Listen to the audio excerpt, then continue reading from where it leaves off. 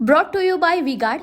महायुतीच्या आता जो 5वा टप्पा लोकसभा निवडणुकीचा आहे त्याच्या प्रचाराच्या संदर्भामध्ये ठाणे कल्याण या 2 मतदारसंघात आणि काल दक्षिण मध्य मुंबई माननीय राहुल शेवाळे साहेबांचा या 3 मतदारसंघामध्ये मी स्वतः या ठिकाणी दौरा करून आलो। काही ठिकाणी बैठका घेतल्या, काही ठिकाणी सभा झाल्या आणि अत्यंत चांगलं वातावरण विशेषतः कळव्यामध्ये खारेगावमध्ये ज्या ठिकाणी आम्ही डॉक्टर श्रीकांत शिंदे साहेबांच्या प्रचारासाठी रॅली काढली, अत्यंत उत्स्फूर्त प्रतिसाद हा मतदारांचा महायुतीला मिळताना या ठिकाणी आपल्याला दिसतोय। भाइयों बहनों, उनके राज में पावर रहे अनस्टेबल और हम रखे सब स्मूथ और स्टेबल। हमारा नेता कैसा हो जो स्टेबल पावर दे वैसा हो। अब की बार वी गार्ड एसी स्टेबलाइजर का चमत्कार।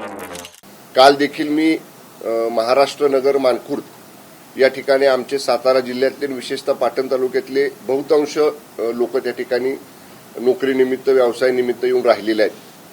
तिथं देखील मी या ठिकाणी सभा घेतली, तिथलाही प्रतिसाद हा अत्यंत चांगला या ठिकाणी आपल्याला पाहायला मिळाला।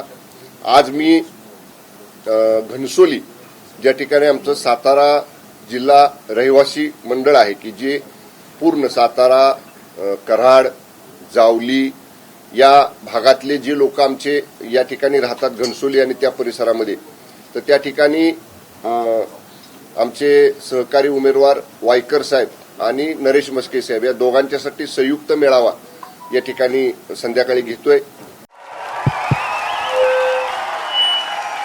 उनका बैकअप सिर्फ कल तक और हमारा चांद तक। हमारा नेता कैसा हो जो नॉन स्टॉप बैकअप दे वैसा हो। अब की बार वी गार्ड इन्वर्टर बैटरी का चमत्कार। उद्या परत मी अंधेरीला वायकर साहेबांच्या मतदारसंघामध्ये त्या ठिकाणी जाणार आहे। एवढंच मला या निमित्तानं सांगायचं आहे की कालच्या माननीय पंतप्रधान नरेंद्र मोदी साहेबांच्या मुंबईतल्या रोड शोमुळे पूर्ण चित्र वातावरण हे महायुतीमय मुंबईमधलं आणि परिसरात शेजारच्या लगतच्या मतदारसंघांमधलं या ठिकाणी झालेलं आहे। आणि माननीय मोदी साहेबांचं मी नेहमी म्हणतो तसं जे विशेष लक्ष महाराष्ट्रावरती आहे, त्यामुळं महाराष्ट्रातले मतदार हे महायुतीच्याच पाठीमागे उभे आहेत। हे पूर्ण मी ज्या ज्या ठिकाणी जाऊन आलो त्या त्या ठिकाणचं हे चित्र आपल्याला या ठिकाणी पाहायला मिळालं। उद्या माननीय पंतप्रधान महोदयांची माननीय राज ठाकरे साहेबांची अशी संयुक्त सभा मुंबईमध्ये होणार आहे, त्यामुळं आणखीन वातावरण अधिक पॉझिटिव्ह उद्याच्या सभेनंतर होईल। मी आपल्याला एवढंच विश्वासानं सांगेन की मुंबईमधल्या 6 जागा आणि ठाणे कल्याण पालघर भिवंडी या सगळ्या परिसरात हे महायुतीमय वातावरण आहे। आणि गेली 2 वर्ष विशेषतः महाराष्ट्रात माननीय शिंदे साहेबांच्या फडणवीस साहेबांच्या आणि आता माननीय अजितदादांच्या ह्या तिघांच्या नेतृत्वाखाली महाराष्ट्रातल्या सरकारनं जे काम केलेलं आहे त्या कामाची पोचपावती ही येणाऱ्या या लोकसभा निवडणुकीच्या झालेल्या 4 टप्प्यांमध्ये आणि आताच्या उद्याच्या ह्या 5व्या टप्प्यामध्ये महाराष्ट्रातले मतदार नक्की देतील। धन्यवाद। पहिलं हेच होऊ द्या, म्हणजे आपलं कसं मी आता जे बोललो त्या मग इतर प्रश्न घ्या। जिंकाल असा विश्वास आहे। बघा, आम्ही जेव्हा पूर्व तयारीला सुरुवात केली लोकसभा निवडणुकीच्या पूर्वतयारी म्हणजे उमेदवार निश्चित करण्याच्या अगोदर हे पहिल्यांदा घडलं महाराष्ट्रामध्ये। उदाहरणच द्यायचं झालं आमच्या साताऱ्याचं, तर उमेदवार भाजपला उमेदवारी जाणार का राष्ट्रवादीला जाणार याची वाट न बघता किंवा कोल्हापूरमधली जागा हातकणंगल्याची जागा ही कुठल्या पक्षाला सुटणार ह्याची वाट न बघता तिकीट डिक्लेअर व्हायच्या अगोदर आम्ही मेळावे घेतले महायुतीच्या सगळ्या पक्षांचे, म्हणजे शिवसेना, भाजप, राष्ट्रवादी काँग्रेस, आरपीआय आठवले गट, आरपीआय कवाडे गट, रासप, जनसुराज्य, जेवढे पक्ष आहेत ह्या सगळ्यांचे आम्ही उमेदवारी जाहीर व्हायच्या अगोदर मेळावे घेतले। आणि एवढी पूर्वतयारी ही आम्ही केली असल्यामुळे सुरुवातीचं जे टार्गेट आहे आमचं 45+ ते नक्की आम्ही अचीव्ह करू असं आजचं तरी वातावरण आहे। काल जी सभा झाली त्यामध्ये मुंबईकरांचा बराचसा खोळंबा झाला आणि विरोधक आता ट्विट करतायत की मुंबईकरांना बेठीस धरलं जात आहे, मेट्रो त्या ठिकाणी बंद झाली, ट्रॅफिकचा खोळंबा झाला, याला उत्तर कसं देणार? हे बघा, निवडणुका म्हटल्यानंतर हा काय एकच रोड शो केवळ मुंबईत झाला असं नाही. माननीय पंतप्रधान महोदयांचा 4 टप्पे पूर्ण झाले. देशातल्या अनेक मोठ्या शहरांमध्ये माननीय पंतप्रधान महोदयांनी अशा पद्धतीची रोड शो केलेले आहेत आणि विरोधकाचं काम आहे टीका करायचं, ते टीका करतात. पण माननीय पंतप्रधान महोदयांची सुरक्षा सुद्धा महत्वाची आहे. आपण पाहता की त्यांची सुरक्षा किती कडक आहे. त्यामुळं त्यांच्या सुरक्षेसाठी म्हणून काही उपाययोजना ह्या मुंबईमध्ये कराव्या लागलेल्या आहेत. परंतु आपण जर रॅली पाहिली, रॅली ज्या मार्गाने चालली होती, आजूबाजूच्या ज्या इमारती आहेत त्या इमारतींवरती खिडकींमधनं गॅलरींमधनं जो प्रतिसाद लोक देत होती, याचा अर्थ लोकांना निश्चितपणानं माननीय मोदी साहेबांची एक झलक पाहायची होती, त्यांना अभिवादन करायचं होतं आणि त्यांना आपला पाठिंबा आहे हे लोकांना दाखवायचं होतं. त्यामुळे विरोधक टीका करायचं काम करतील. केवळ सुरक्षेसाठी म्हणून माननीय पंतप्रधान महोदयांच्या काही उपाययोजना ह्या काल केलेल्या आहेत. तुमच्या बालेकिल्ल्यामध्ये आज उद्धव ठाकरे सभा आहेत कल्याण डोंबिवली आणि ठाण्यामध्ये. आपण ही निवडणुकीची सभा आहे, ह्याच्या अगोदर 2 वेळा मी तिथला पालकमंत्री आहे, 2 वेळा माननीय उद्धवजी ठाकरे साहेब कल्याण डोंबिवलीमध्ये येऊन गेले. मी आपल्याला केव्हाही दाखवेन निवडणुका ह्या पार पडल्यानंतर. पूर्वीचे फोटोग्राफ्स माझ्याकडे आहेत, व्हिडिओ आहेत. 200-300 लोक कॉर्नर सभेला त्यांच्या असायची. त्यामुळे निवडणुका आहेत, त्यांना यायचे, त्यांना येऊ द्या, ती येतील, नेहमीप्रमाणे टोमणे मारतील, नेहमीप्रमाणे केवळ टीका करण्याशिवाय दुसरं काही पॉझिटिव्ह बोलणार नाहीत. लोकांना ती आंघोळणी पडलेलं आहे, लोक त्यांना प्रतिसाद देत नाहीत, लोक त्यांच्या सभांकडे पाठ फिरवतात. त्यामुळे निवडणुका आहेत, त्यांना यायचंय, येऊ देत, जाऊ देत. त्याच्यावर आमच्या विजयावरती त्याचा कुठलाही परिणाम होणार नाही. शरद पवारांनी सुद्धा टीका केलेली आहे की गुजराती विभागातनं हा रोड शो काढला गेला म्हटले. मराठी आणि गुजराती पुन्हा एकदा वाद निर्माण केला. हजारो लोकांना काल त्रास झाला अशा पद्धतीचं तिथं. नाही, हे बघा, आता संपूर्ण मुंबईमध्ये तर रोड शो होऊ शकत नाही. मुंबई एवढी मोठी आहे, महामुंबई एवढी मोठी आहे की प्रत्येक ठिकाणी रोड शो करणं तर शक्यच नाही. प्रातिनिधिक स्वरूपामध्ये तो रोड शो या ठिकाणी केलेला होता. माननीय पंतप्रधान महोदयांचं जे शेड्यूल असतं ते शेड्यूल बघून त्याप्रमाणे जसा रूट ऍडजस्ट करता येईल तसा रूट ऍडजस्ट जास्तीत जास्त लोकांना माननीय पंतप्रधानांना भेटता येईल, पाहता येईल, पंतप्रधानांना त्यांना अभिवादन जनतेला करता येईल, या सगळ्या गोष्टीचा विचार करून तो रूट निश्चित केला होता. त्याच्यामध्ये कुठलंही समाजाचं, जातीचं किंवा असलं कुठलंही समीकरण तो रोड शो नियोजित करताना केलेलं नव्हतं. शरद पवारांनी जी टीका केली की मराठी आणि गुजराती असा त्यांनी मुद्दा आणलाय. हे बघा, मी परत सांगतो, निवडणुकांमध्ये समाजाचं, जातीचं समीकरण आपण कधीही करत नाही.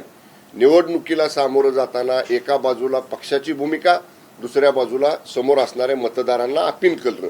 त्यामुळं याच भागात गेला तर मराठी बहुलच भाग होता म्हणूनच गेला, त्याच भागात नाही गेला तर तिथं इतर समाजाचे लोक होते म्हणूनच नाही गेला. हे कसं, जसं रूट जाईल किंवा जसं आखणी केली जाईल त्याच्याबरोबर उलट काहीतरी समोर आणायचं आणि त्याला तसलं वळण द्यायचं. पण निवडणुकीमध्ये, मग लोकसभेची असो, विधानसभेची असो, कुठली असो, या निवडणुकीमध्ये कुठला समाज आहे, कुठल्या परिसरात आहे, किती संख्येनं आहे, असला विचार कधीही न करता कमी वेळात जास्त लोकांना कसं भेटता येईल या दृष्टीनंच अशा रॅलींचं नियोजन केलेलं असतं. मुंबईमध्ये रोड शो करणं म्हणजे मुंबईमध्ये कालचा रोड शो यामध्ये अजित पवार हे गैरहजर पाहायला मिळालेले, काय प्रतिक्रिया? नाही, काय झालं, आता मी पण गेली 4-5 दिवस म्हणजे आमच्याकडचं मतदान झाल्यानंतर मी शिर्डी आणि संभाजीनगर मतदारसंघामध्ये होतो.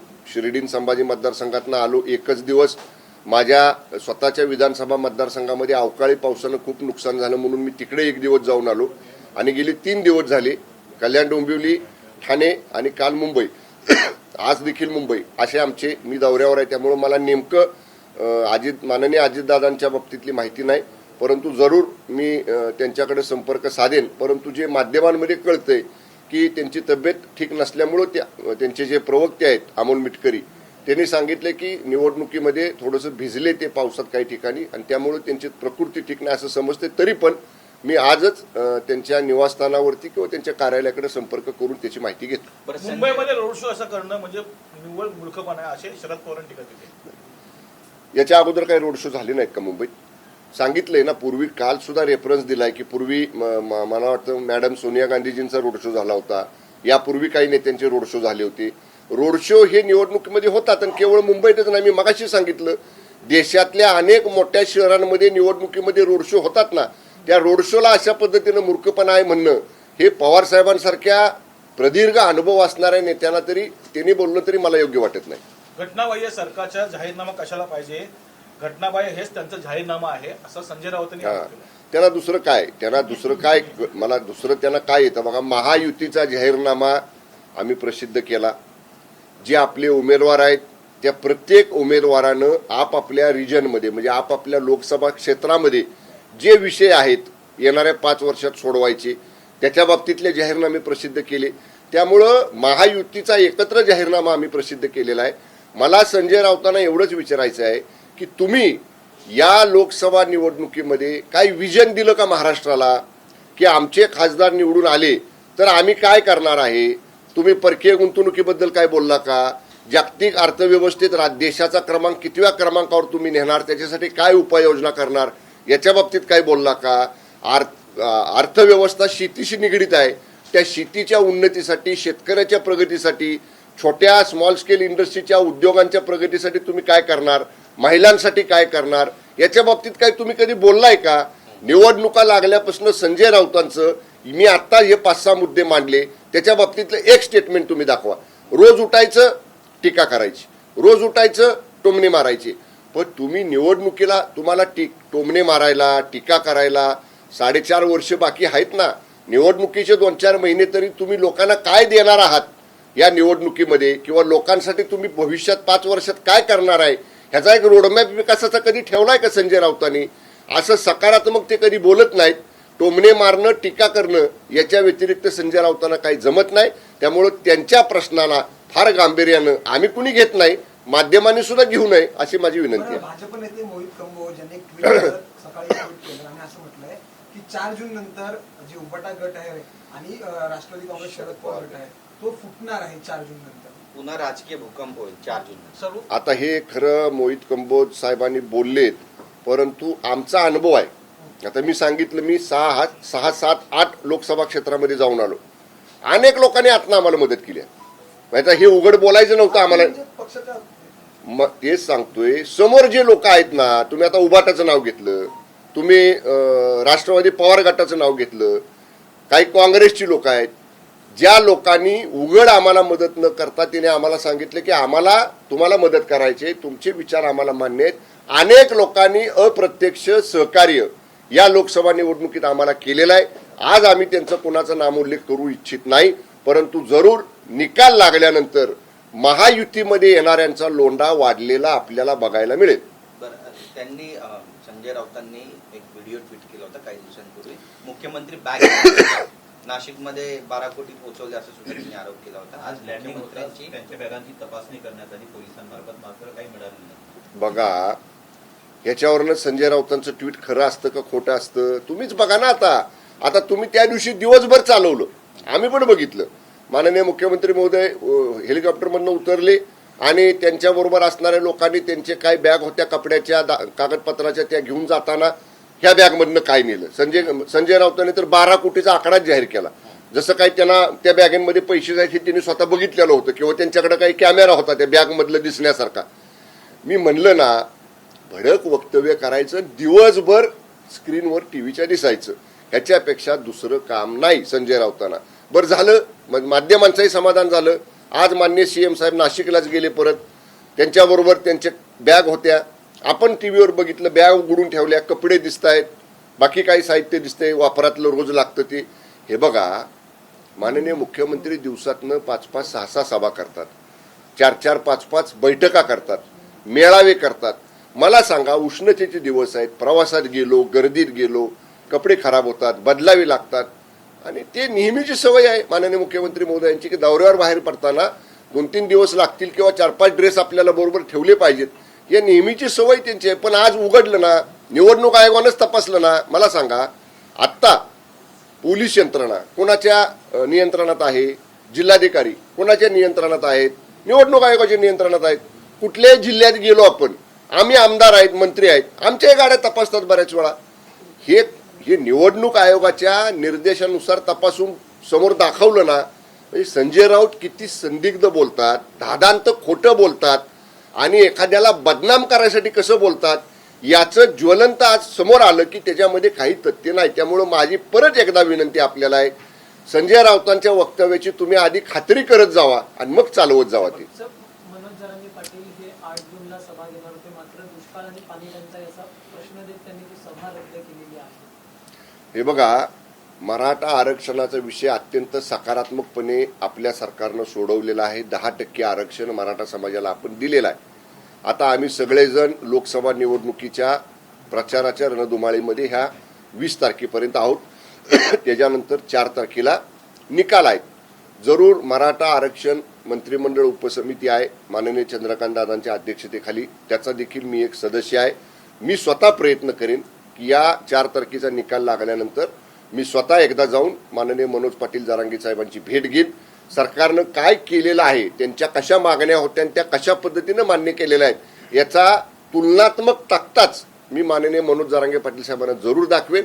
आणि सगळे सोयऱ्यांचा जो त्यांचा या ठिकाणी अनेक दिवसांचा प्रलंबित विषय आहे त्या बाबतीत सुद्धा सरकार कशा पद्धतीनं पुढे जात आहे या बाबतीत सुद्धा जी आम्ही प्रयत्न केलेले त्याच्या बाबतीत मनोज पाटील जरांगे साहेबांना मी स्वतः निवडणुका संपल्यानंतर अवगत करेन. मला विश्वास आहे आम्ही ज्या गोष्टी त्यांना सांगू किंवा त्यांच्याकडे दाखवू सरकारने केलेला प्रयत्न त्याच्यावर नक्की त्यांचा विश्वास बसेल. उद्धव ठाकरे ज्या पद्धतीने पंतप्रधान नरेंद्र मोदींवर टीका करतायत त्याबद्दल काय म्हणाले? आणि राजकारणामध्ये सध्या जे लायकी काढण्याचं प्रकरण सुरू आहे, आता उद्धव ठाकरे म्हणाले की नवरदेव म्हणून किती दिवस बोल्यावर चढणार, ठाकरेंनी डिवचलेलं आहे. त्यासोबतच महाराजांचा जिरोटोप घातला, ते डोकं त्या लायकीचं नाही अशी टीका पंतप्रधानांनी. हे बघा, जिरे टोपाच्या बाबतीत प्रफुल्ल पटेल साहेबांनी स्टेटमेंट दिलं की अशा पद्धतीची पुनरावृत्ती होणार नाही आणि कुठेही छत्रपती शिवाजी महाराजांचा अवमान करण्याचा उद्देश नव्हता, हे स्पष्ट खासदार प्रफुल्ल पटेल साहेबांनी केलेला आहे. राहिला प्रश्न तुम्ही किती वेळा बोहल्यावर चढणार, हा जो उल्लेख माननीय उद्धव ठाकरे साहेबांनी केला आहे. आता मी खूप लहान कार्यकर्ता आहे, परंतु मला एक प्रश्न विचारायचा आहे. 2019ला उद्धव साहेब आम्हाला आमदारांना म्हणाले होते आमच्याकडे बोट दाखवून आमच्या बैठकीत की मला सामान्य शिवसैनिकाला मुख्यमंत्री करायचंय. ते बोट वळून आमच्याकडचं वळून स्वतःकडे कसं आलं, स्वतःच कसं बोहल्यावर चढला मुख्यमंत्री पदाच्या, हे सांगा ना अगोदर. आता ह्याचा साक्षीदार मी आहे की बाबा आम्ही आमची बैठक घेतलेली 56 आमदारांची आणि साहेब आमचे मुख्य पक्षप्रमुख होते उद्धव ठाकरे साहेब, आमच्याकडे बोट दाखवून म्हणाले की मला शिवसैनिकाचा मुख्यमंत्री करायचा आहे. आम्हाला वाटलं बाबा कोणाच तरी आपल्यातल्या लागेल नंबर, साहेब करतील आपल्याला मुख्यमंत्री. आणि मुख्यमंत्री व्हायची वेळ आल्यावर आमच्याकडे दाखवलेलं बोट असं स्वतःकडे आलं आणि स्वतःच उभा राहिले बाहुल्यावर मुख्यमंत्री पदाच्या. त्याच्या बाबतीत सांगा ना मला काय सांगायचे ते. म्हणून कसं आहे, आपण सुद्धा कुणा इतर मोठ्या नेत्यांच्या बाबतीत बोलताना विचारपूर्वक बोललं पाहिजे. आपण याच्या अगोदर काय बोललोय आणि काय केलंय याचा सुद्धा थोडासा विचार बोलण्यापूर्वी केला पाहिजे. उद्या शिवाजी पार्कात सभा आहे पंतप्रधान नरेंद्र मोदी आणि राज ठाकरेंची. आज महापालिकेने कारवाई केलेली आहे, नरेंद्र मोदी यांचे जे बॅनर लावले होते ते हटवलेले आहेत. नाही, मला त्याची माहिती नाही, कारण बॅनर सभेसाठी लावताना आपण परवानगी काढतो. जो पक्ष बॅनर लावणार आहे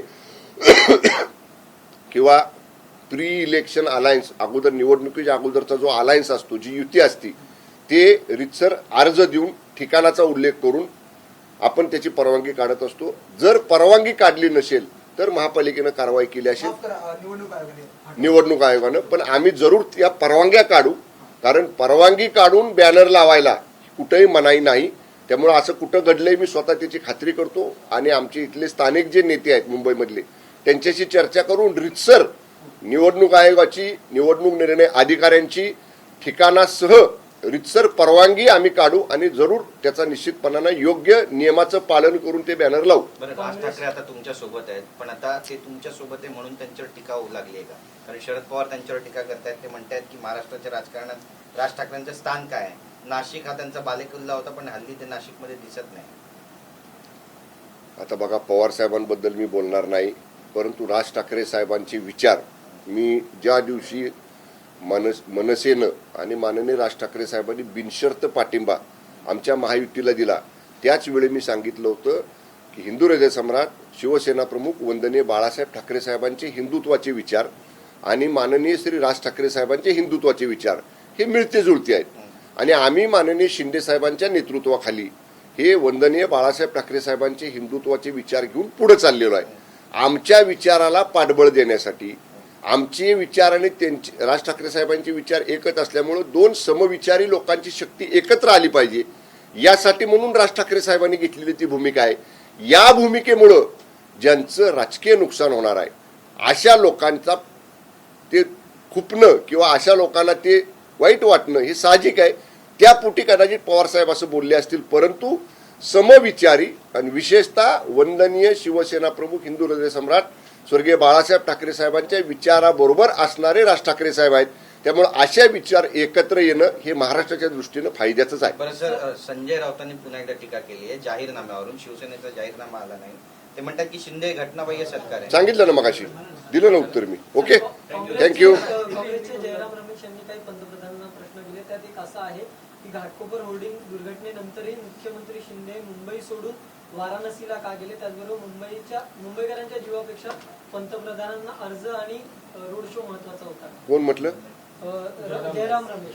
त्यांना म्हणावं थोडं जरा माहिती घ्या. ऑन द स्पॉट सीएम साहेब गेले होते. On the spot deputy CM साहेब फडणवीस साहेब गेले होते. तिथं रेस्क्यू ऑपरेशन करताना स्वतः तिथं उभं राहून ती जे काय तिथं उपाययोजना करायच्या होत्या त्या सगळ्या माननीय फडणवीस साहेबांनी माननीय शिंदे साहेबांनी केल्या होत्या. आणि ते सगळं काम मार्गी लावल्यानंतर मुख्यमंत्री महोदय वाराणसीला गेलेले आहेत. त्यामुळं माहिती घ्यायची नाही, अपुऱ्या माहितीच्या आधारे एखाद्या मोठ्या नेत्याबद्दल वक्तव्य करणं हे राष्ट्रीय पक्ष असणाऱ्या काँग्रेस सारख्या प्रवक्त्यांना शोभा देत नाही. Brought to you by V-Guard.